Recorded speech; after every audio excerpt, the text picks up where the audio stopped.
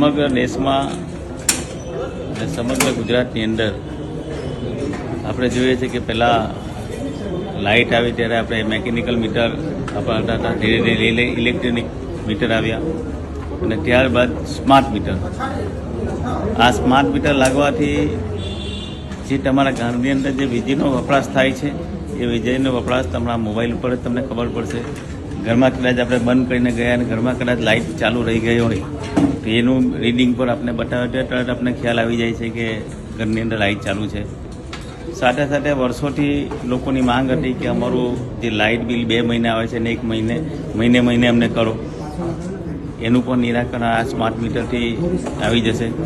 સાથે સાથે જોયું છે કે જ્યારે મીટર રીડિંગ લેવા આવે છે 1 થી 5માં આવવાનું હોય છે ત્યારે એ કદાચ ભૂલી જાય અને 6 તારીખે આવે, 7 તારીખે આવે તો એનો ટેડી પર આપણી ઉપર ચડતો હોય છે.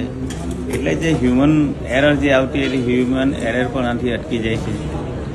અમુક વિરોધ પક્ષો એવું રજૂઆત કરે છે કે ભાઈ આ મીટરનો વિરોધ કરે છે. તો આપના માધ્યમથી કહેવા માગું છું કે જે લોકોને એવો ડાઉટ જતો હોય તમારું જૂનું મીટર પણ રાખો, આ નવું સ્માર્ટ મીટર પર લગાવો.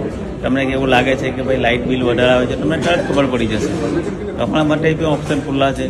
તો આપને બધાને વિનંતી છે કે આનાથી લાઇટ બિલનો બચત થશે અને આપણે તમામ પ્રકારની જે સુવિધા પણ આપણે આના મોબાઈલ